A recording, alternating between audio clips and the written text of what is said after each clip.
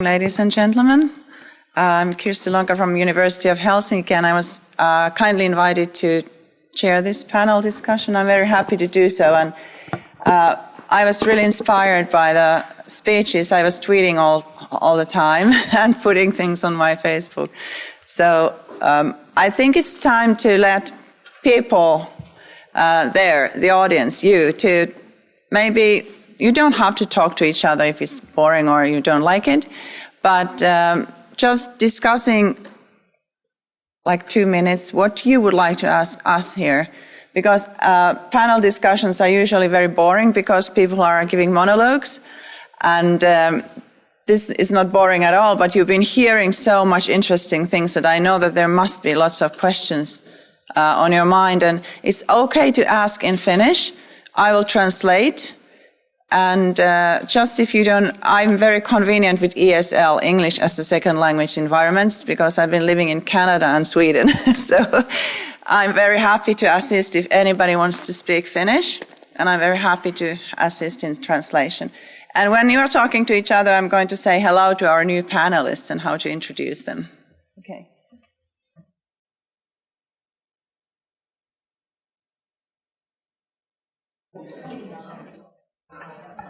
Okay, we already started here too. We're having interesting discussions.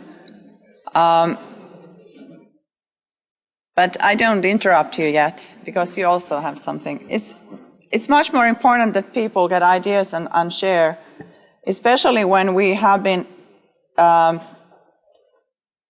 operating with our third language. You have to remember that we are bilingual in Finland between Swedish and Finnish, and this is our third language for many people. So it's very good that you kind of digest this in your own language. It's otherwise getting tiring. And even if you don't want to share your ideas with us, it's already important to talk to each other. But is there something that you would really like to comment? Maybe critical comment, question, elaboration for our panel. I have lots of questions if you don't. But in my pocket, aces in my sleeves. So, but is there anything you would like to really share or ask? Be vulnerable. Ask a question. Yeah. If I can comment, because, there is lots of research on temperament styles in Finland, and in Finnish population, the slowly warming up temperament is overrepresented. We have a long history because we are not very quickly warming up because that part of our population was eliminated during, especially my family that's coming from near the Russian border. So we learned to be a bit reserved there during some Iso-viha times and so on. So, which are over. What I wanted to say is I was listening to this entrepreneurship and love and these kinds of ideas, and I think they matched very well together. What you are doing in Department of Teacher Education, this kind of mindset, because it's like our eyeglasses, what we are using when we are looking at how the world looks like, and we can look at the world like within a box or within different boxes of pedagogy and so on, or we can open the boxes and share ideas and cross-fertilize and cross boundaries between these boxes. And what is very new in Finland is to see connections between entrepreneurship and education, and today we even saw connections with love and entrepreneurship and education. So that was refreshing. I just want to share, I was having a very heavy contrast in knowledge practices. Knowledge practices we call, for instance, new social digital practices like tweeting or networking or different kinds of knowledge practices and social practices that we are entertaining in our institutions. And I was coming from a university meeting, which was very monological practice. monological practice, that there was really not discussion and there was really not co-creation and there was no kind of intellectual play going on, but it was like series of monologues that people were giving around a table, and the chair was interrupting if you talked too long, and actually nothing new was created, and it was supposed to be an innovation meeting. And then I went to a startup company afterwards where there were 3 startups, very young and very excited young people, and we had a session with them about what we can do to change their knowledge practices in that startup. We have a challenge, a Helsinki challenge going on, where we are looking at engaging working environments and engaging learning environments, and we wanted to help this little startup company with 3 different little companies within it to change their, or kind of not change, but kind of develop their knowledge practices and technological solutions and even physical environment and furnishing and things like that to make it more kind of intelligent workplace. And that was a totally different conversation. I noticed that I don't know where they learned, probably not at school. Maybe they went to school in Jyväskylä, but they were just like children, not monologues, but building on each other's comments and creating new knowledge. And within 90 minutes, we got lots of things done, and we got new business deals, and we got innovative ideas about what to do with their environment and what kind of chairs they would have, and not chairs at all, but this and that, and all kinds of ideas about what to do. And that contrast was really striking for me, because personally, when I feel that I work at the university and what I can learn from these young people are these new kinds of practices, that we have lots of institutional routines that are preventing us from developing anything. And I think ladies from Jyväskylä are very brave when they are kind of changing institutional routines in a university. And what was especially striking was the idea of that nobody's allowed to teach normally. I love that. We also have phenomenon-based program. I'm running it at the University of Helsinki with educational psychology. We have elementary teacher students who have educational psychology as their major, and we've been doing phenomenon-based learning, but not as boldly as the whole program is doing in your case. So when I'm kind of bubbling here, has anything come up that you would like to? You may be people who are coming from university institutions may share my experience of this contrast between our practices and what's going on in the real world. Of course, we can create, what we are doing is we are creating new knowledge practices also at the university and teacher education, and trying to change our meetings and use technologies to mediate collaboration and so on. May I do some warming up? I would give all of you a kind of possibility, for instance, to comment on what you learned from each other today. Was there any new insights or creative ideas coming out from this? Or that might be this kind of take-home points. We can think in terms of take-home points, what Finnish people could learn from our international guests and vice versa. Maybe if I just make a comment and a question. So if you guys aren't going to ask us a question, we'll ask you questions. I actually thought it's always nice when I'm thinking about what it is I'm going to say and all the other speakers say something that actually relates and you're building on that. I think we're all in the same boat. I think we're all trying to find better ways to be more applicable and important in our students' lives. And I think Ted's big picture about, well, how quickly the world's changing and the type of initiatives that you actually got in that space that you're already experimenting with, and the comments that you've made about the recognition at that higher level that there is this need for new behaviours and actions to actually happen in that space. I think it means that there's a really good conversation space that we can actually all be, sort of tackling. And my question is, how many people, you only have to give us your hands, you don't have to do anything more than that. You don't have to talk. You don't have to talk, unless Ted decides that you do need to talk. How many of you guys think that you actually are engaging in some form of pedagogical behaviour? Do you think that finding the word pedagogy, if you hadn't heard it before today, actually makes it easier for you to now explain to people why it is that you do things a little bit differently? So I'll forward some other literature, and I think Mina's already got some anyway, and so you can get off Mina some of the literature that's around it, because it's great literature to read. It's almost like someone saving you. Yeah. Good.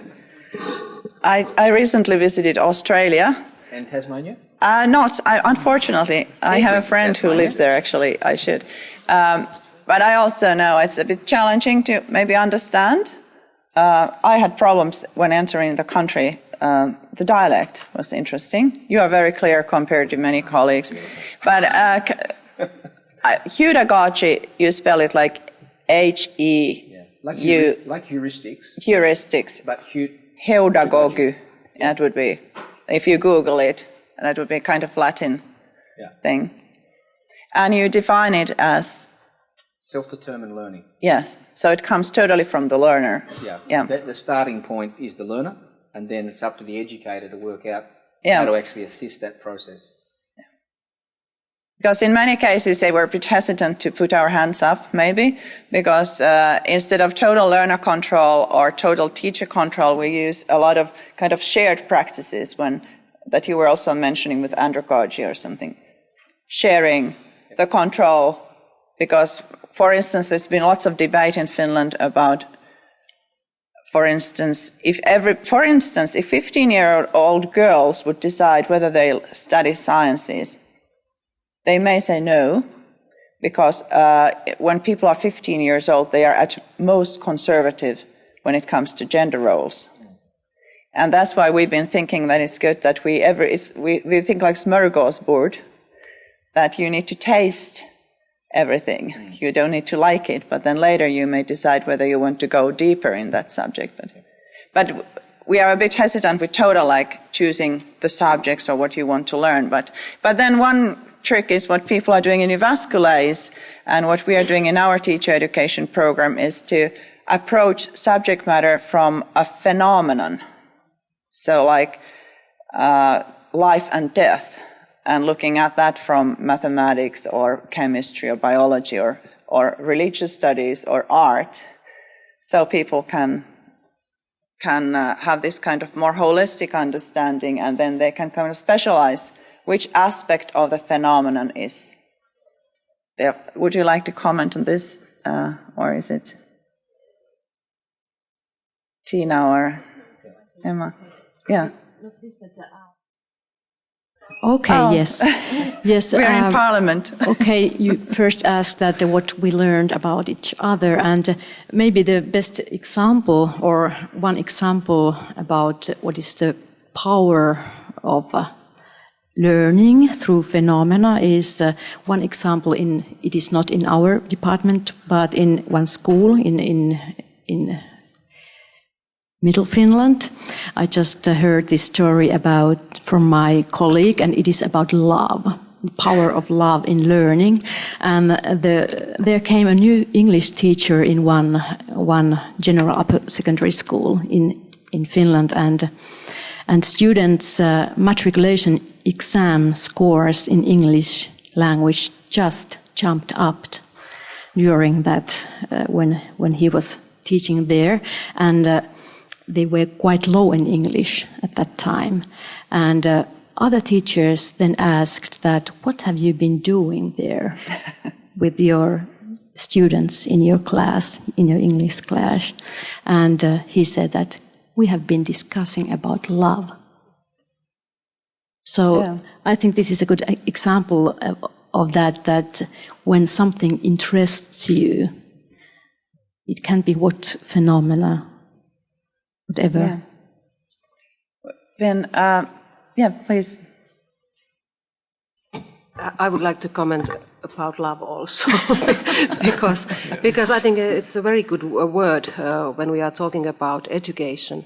And because I'm a teacher, I know I love children, first. Then I love to teach, of course. So there is so much love when you are teaching, when you are in the middle of education. So I think all we need is love. Okay, and this is a topic. It should be a Beatles song. What about loving physics? I really enjoyed Ted's. Can we use our first names? Yeah. So this idea is understanding how the world works. For instance, if you would like to make people curious about phenomena that are involved in science and learning, for instance, heat and things like that, then you might ask a person who comes to Finland that how come you are burned when you are thrown into 100°C water, but you are not burned into death when you are going to 100°C sauna. And people start thinking about physics from this kind of phenomenon, how it leads heat or something like that, water or... Well, I think the other issue is, I mean, you think about Coulomb's law versus how does a home fuse box work, right? And so we teach every kid across, and this is a United States observation, but every high school kid will study Coulomb's law. None will study a home fuse box. And then you think about later in life, with the data being that even if you go into advanced physics, you probably have forgotten Coulomb's law in high school, and it didn't really teach you anything of consequence. And so, yet, how many people need to know something about the home fuse box? Well, you know, it's essentially comes down to we largely teach what's easy to test instead of what's important to learn. And that happens over and over again in our country. And so Coulomb's law is a great standardized test question. It's a great in-class question. It's terrific because it's 2 minutes long per question. You know, mark it right or wrong, unambiguous. Having a kid explain how a fuse box works is qualitative, requires insight, requires, you know, real discussion. If you know yourself how a fuse box works, you can tell whether the kid understands it, but you can't give them an 87. You can't give them a 93 or a 21 or whatever. And so, you know, it's where I really admire what you do here, where you have, in our country, the vocational education path is kind of one hop over from juvenile delinquency. And so we have all these kids doing formal symbolic manipulation, learning nothing, oftentimes going broke through the college process, and then ending up working 32 hours a week at Walmart. And it's, you know, it's if it weren't so tragic, you'd be laughing at it. Whereas what I often say is there's a fine line between somebody who's a great car mechanic and somebody who's a Nobel Prize-winning experimental physicist.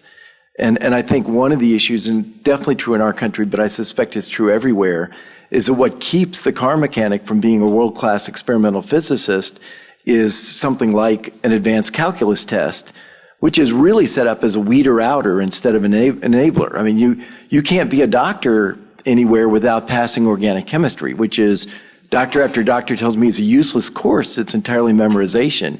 You can't be a lawyer unless you pass the bar, which is ultimately a binge in memorization with no real relevance to being a lawyer.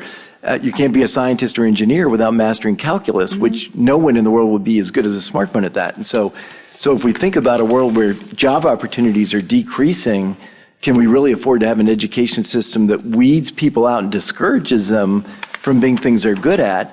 Or do we need to flip it and start exciting kids about what's going on and stop putting up artificial barriers? I'm all for high standards, but having a high standard on something you'll never use doesn't make any sense. I guess we are all talking about, because Timo was talking about what we are supposed to know in the future, creativity and innovations, and also empathy. I guess that is the love part, the emotional part, but understanding of things. So we are all talking about understanding of things, which is very difficult to measure with. That's why in Finland we don't use very much multiple choice, because I'm a learning researcher. All learning researchers feel that it's very difficult to measure understanding by using. And we also know that assessment is the tail that wags the dog. So that if we start measuring things with A, B, C facts, then people start studying for facts and stop thinking. And I think this is a very important lesson if we think about, imagine multiple choice test about entrepreneurship. Sorry, I cannot even pronounce it now. Of course, you can do debit and credit and all this stuff, but probably not very much about marketing or things like that. Timo, wanted to ask something or comment? Just some kind of, during this morning, it's sort of grown so obvious that I guess we have to make lots of renovations about the mechanics of teaching. What should we be doing?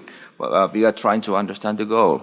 What kind of learning outcomes should we actually be heading towards? And at the same time, understand what kind of changes we actually need in the school. And I guess it's already happening that most of the learning takes place somewhere else than in school. So is that just some kind of repository for children for the busy hours? But something has to be done, and it seems that if the learning takes place somewhere else, I guess the school has to sort of somehow move, go out from the classroom, do something else, and that would be the way to speed it up. The question wouldn't be that anymore that what are you doing in your class, because that would refer to the place, and probably the place is wrong already. So now actually if we should encourage teachers to take the teaching, learning somewhere else, how could we do that? How should we do that? And probably, well, we have been doing some analysis with Elena on entrepreneurship education and different choices that teachers do, and we have noticed that should teachers go outside classrooms, all other measures rise up at the same time. All other things come along when they decide that. But if they don't, then they stick to the traditional methods. But if you don't have the traditional methods there around, you have to do something else. Probably let the students learn or something like that. Yes, that's very interesting. Before I get the expert opinion here, in Finland, a flipped classroom has been becoming increasingly popular. And what is interesting, our Department of Mathematics is totally flipped. So that there are no more professors writing things on the blackboard, but all these theoretical things are studied from the net. And what the mathematics students do, they come to the department to calculate. Usually you were listening to a lecture, didn't understand very much of it, and then very anxious went home to do this, calculations alone. Now they flipped it so that the students, they call it OASIS now, the Department of Mathematics, which used to be, some kind of fountain of anxiety before. And now fourth-year students are assisting first-year students in calculations, and they have this kind of outfit so that you can notice that they are guides, and then you can book hours when teachers are helping. And our Faculty of Medicine is also going flipped. So it means that if you are learning outside from the school, it doesn't mean it's unstructured or kind of not planned, but it's so that you have some assignments and you study things and you come to the classroom. Just a brief practical comment, because my husband is an elementary school teacher, and he's noticed that with these digital natives, he says that the less he teaches, the more successful he is as a teacher. There is this paradox, because nowadays kids are very impatient in listening to adults giving lectures. 20 minutes is the absolute maximum. And then you need to do something, but what they are hungry for is adult attention and discussion. So I guess you have some insights about this, since you've been working on this a lot. Yeah, and I want to comment on Can this. you hear? Is this on? No. It's not working very well. Yeah, I want to comment on this flipped classroom idea. My daughter has studied mathematics using this kind of methods, and she just loved it, because she felt that she can study the theory back home, and then she can ask adult for help when she needs and someone is helping her in the classroom. Maybe the teacher or maybe the other students. But it was interesting that parents said that no. Some other parents, not me, but some other parents felt that the school is not providing the teaching that it should give. So it was cancelled. And the youngsters were really sad about it because they wanted to do it differently, but nowadays they are doing it in an old-fashioned way. The teacher is writing on the whiteboard and they are copying it in the book, and no one is helping them when they face problems because there's no time. Yeah, there's no time, and I'm not so good in mathematics. When she is doing her homework, I'm not able to help. But I would like to comment on the concept of vulnerability because I really like that, because it relates to the role of the teacher. When we are teaching in a way that our teaching is the center, then we are in our comfort zone. But if we change it in the way that the student is in the center, we are becoming vulnerable because we are not knowing everything. We are moving away from our comfort zone to the world that we don't know. We don't have this kind of PowerPoint presentations already made, and the idea of learning process is not in our head, but it's in the student's head. And I like the idea of being vulnerable. Yeah. If I just please. just add a little bit on that.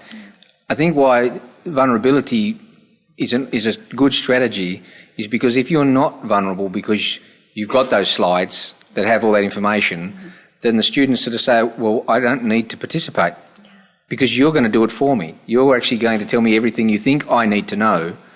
Whereas if you say to your students, actually, there's something in your heart that I don't know or don't understand, or we're going to explore a topic that actually we all need to do some research on and some discovery on. So we're all doing it together. So I'm not the expert, I'm not the guru in this space. Students don't mark you down. They don't say, oh, well, I've got a teacher that doesn't know anything. They know you know things, but they know that you might be dealing with a topic that's very new and is personal to them. And nowadays they don't kind of think that you're stupid if you don't know something, because they know that you can always Google it.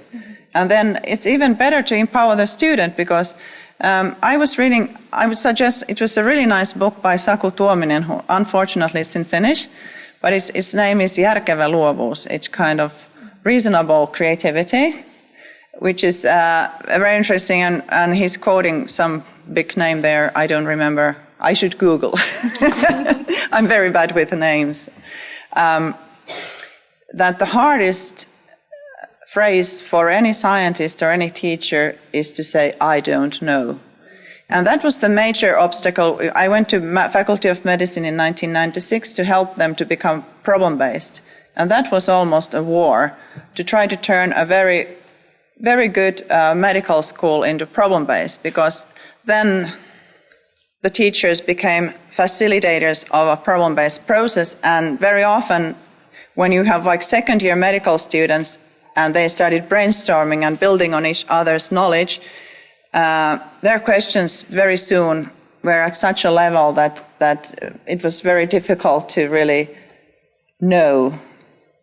But the facilitator's task was not to start lecturing or telling answers, but help guiding the process of inquiry. And that's a very difficult, it makes very vulnerable to be able to say, I don't know. For me, it's very difficult. I always have this sense of duty that I should do my homework and know everything. But actually, what is comfortable for us to know, this young generation doesn't really care. It doesn't make us look stupid if you don't know something. Because they what's wrong with that? You can Google. So it's also kind of comforting for us as well. Anything you would like to comment? Yeah, my name is Julia. Yeah. And you comment on being vulnerable, not being afraid of making mistakes. Yeah. That I really learned not to be afraid of mistakes.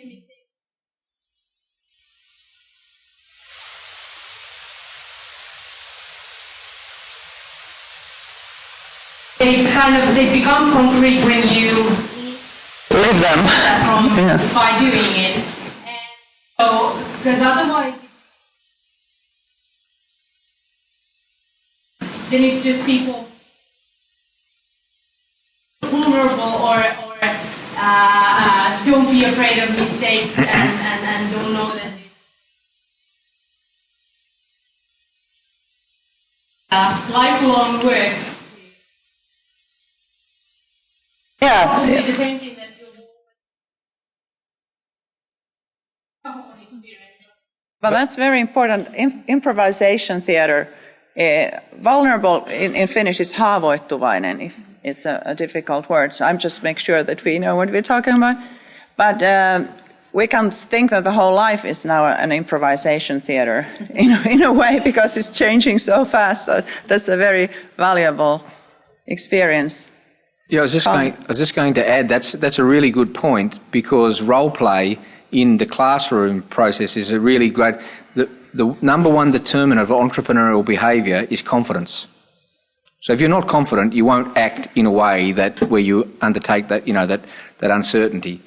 So I suspect the number one thing that stops students from being confident in a classroom, beyond learning difficulties they may have, is actually their fear of public speaking.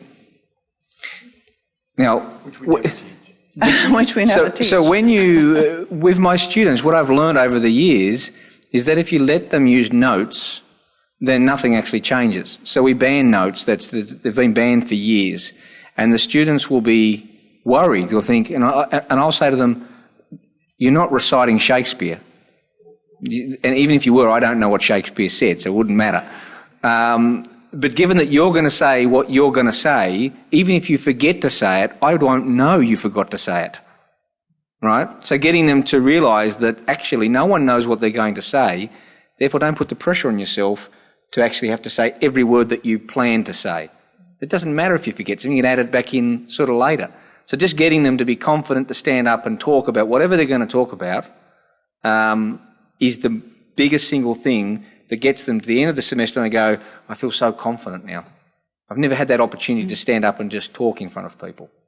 And they're talking to their students. They're not talking to me. They're talking to their fellow students, which is more important because they don't need my tick. They want it from their students. And when you start thinking more about what people are getting from your speech and less worrying about are you a good speaker, then you kind of relax. I think we have 2 minutes here. And we are going to have lunch now, so questions. Very brief question. Yeah, Pekka. Thank you. I'm from the National Innovation Agency, Pekka Ollikainen, and I would like to continue a bit further the previous comment. And we have heard good examples and good first-comers. How we could spread the word so that others would learn the good practices, and then we make the change a bit faster. It's inevitable that we will have a new kind of education system, but how we could learn and make this happen a bit faster? Any comments on that? How to accelerate this change? We are all kind of agreeing that we need to change our educational practices and strategies, but if you can say, everybody can say like 2 words, what would you do first, how to change the world of education? You know, Tina? Okay. Yeah? You don't have to say, but if something comes, like you can say the key words, what you would do. Experiment, fail, and experiment again. Experiment, fail, and experiment again. And be brave, and not to be afraid of mistakes. Must be more than 2 words, but I would celebrate those people who can be identified as leading the way. So create an award system within your society that recognises the people who are doing those simple things that make the biggest difference in their students' lives. So as I said before, I view this with acute urgency. So I funded a feature-length documentary that I think the early reviewers are calling it The Inconvenient Truth of Education. It premiered at Sundance. It's called Most Likely to Succeed. I wrote a book with Tony Wagner. I'm trying to be a strong business voice in the United States that actually makes sense on this topic, because most business voices are all around data and accountability and seem to have no understanding of what makes sense. And so those are the things I'm doing.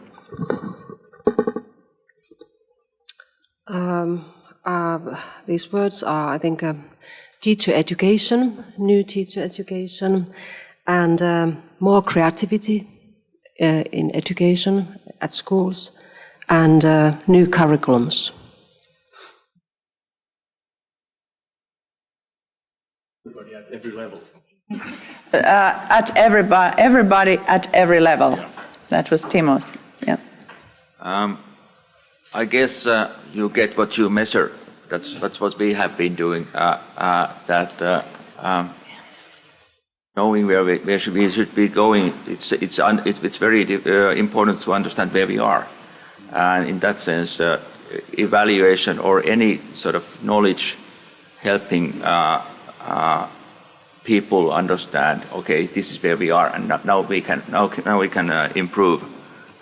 That's somehow, as long as it's an autonomous process that everyone is responsible for their own actions.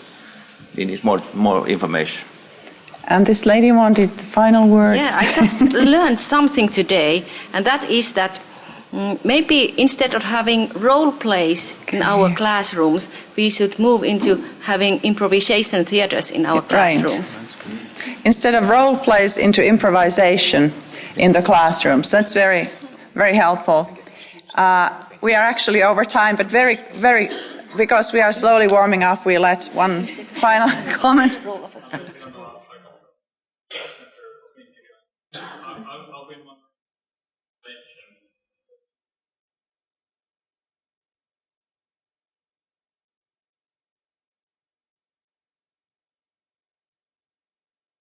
Yeah. Give numbers, figures about